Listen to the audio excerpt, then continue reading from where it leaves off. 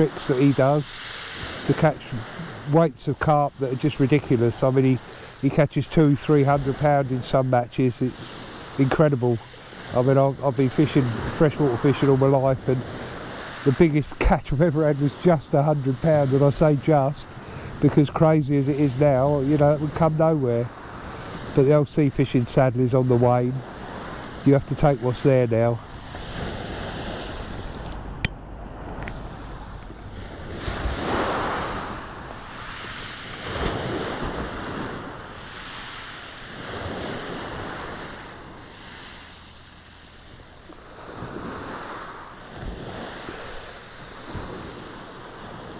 Bait as well is so expensive nowadays. £7 a score a lug, black lug. Okay, if they're good worms, you could really say that's 2 score, especially for dabs and smaller fish, because you could halve the baits.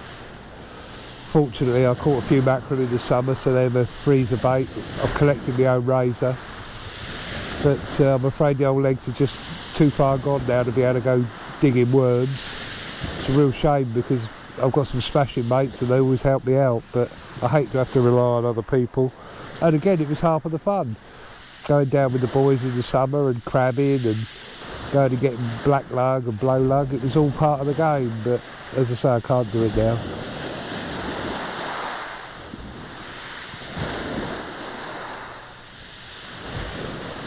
You have to know your limitations, sadly.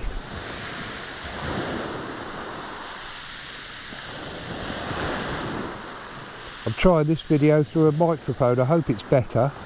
It might cut out some of the noise of the wind and the surf. You'll have to let me know if it hasn't.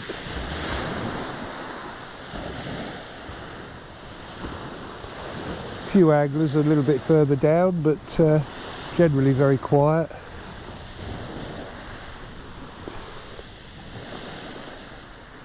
That's the good thing about doing both freshwater and saltwater fishing. If it's too cold for fresh water and you've definitely still got to scratch the itch, you can always go sea fishing.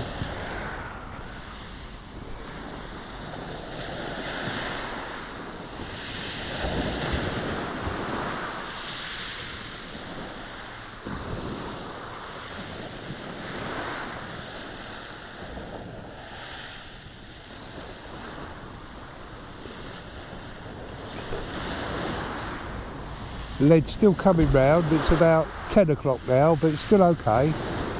We'll give it another 5 minutes before we have a look. I haven't seen a bite yet, because the dab bites are usually quite subtle. They're usually a little rattle and then a couple of little plucks and a pull down. They hold it down a second or two and then lift it back up again. Whereas the whiting, as you've seen in the past, they're just crazy biters. They like electricity's going through the rod. The bite jumping about and all sorts. Dogfish quite the opposite. They're quite subtle, but they're bigger bites. They pull it down, let it go, muck about with it for a bit. You can't be too quick with a dogfish. These smaller hooks will help, should one come along, but as I say, we're here mainly for flatfish. I think the chance of a place is pretty remote. There were, oh, that's a bite. There were a couple of little soles caught and one decent sole caught on Saturday, Sunday. So you never know.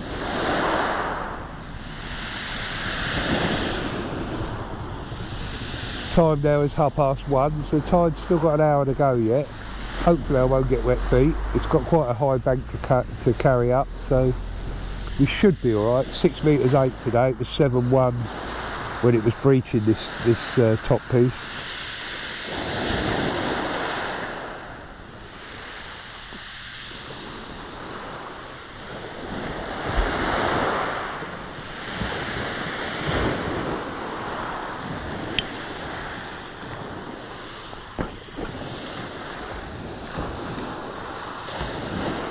That was a little bite. That looked like a dab. A couple of little knocks down, little plucks.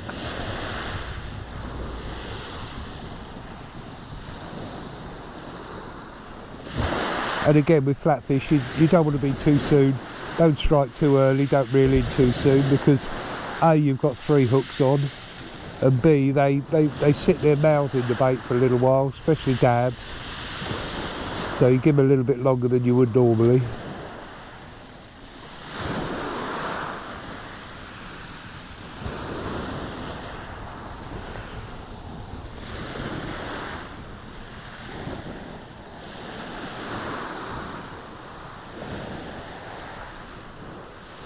as I say, it's quite strange because plaice, they prefer a lovely fresh bait. If you've got nice fresh black lug, what they call fresh out, where they've still got the guts in them, sometimes you can fish them either way.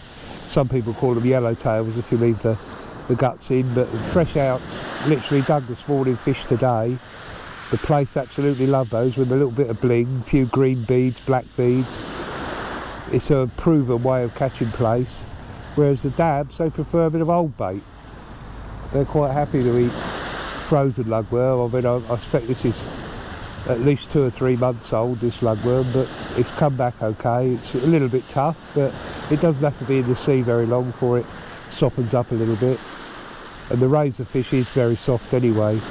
You have to use shearing elastic on that because the cast will blow it off. Even with it clipped down, it won't work particularly well.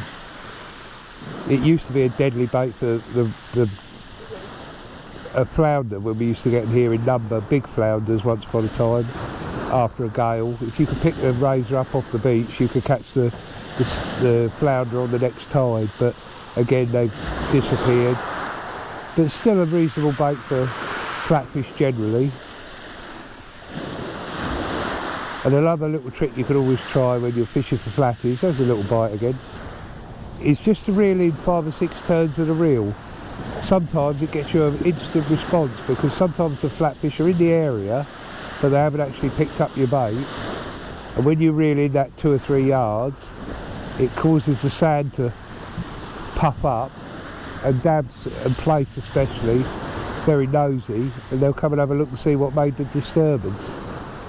So it's worth, especially if it's quiet and you haven't had any bites. I mean, we've had a couple of little nicks already, so, but it's certainly not a bad idea. See that little bite? That's definitely a very dabby sort of bite, that little pull down, pluck. I'm using braid, so I'm seeing everything. A little bit of slack line there now, yeah, it's giving me a bit of slack line, that's a good sign.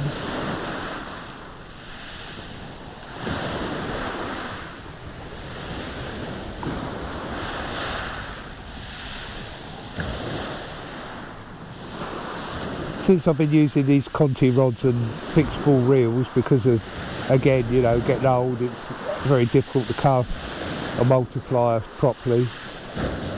It's been alright. I mean, I'm getting out reasonable distance. The bite detection's been very good. There hasn't been any minuses, it's all been pluses, which is good.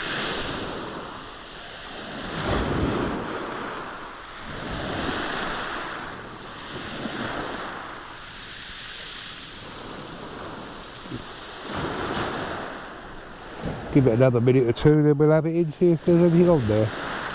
So I've had a couple of little bites, there's another little pluck then. Totally different to the lead moving. The lead moving is more predictable. These are definitely bites. Not very big bites, but bites.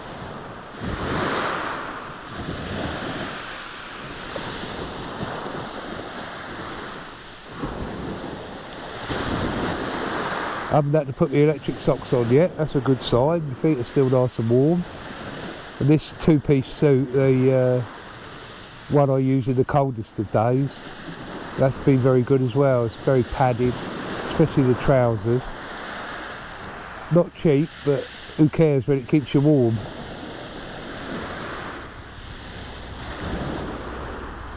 And obviously I always wear a hat because your head, most of the heat loss is through your head.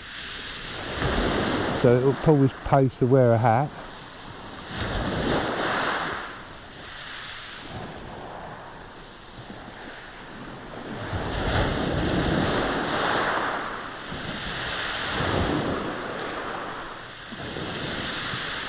Right, I'll slip the microphone off and we'll have a look.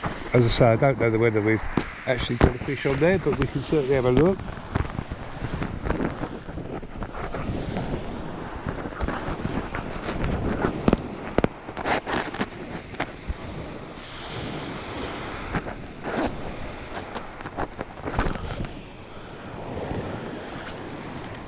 Right, let's have her in.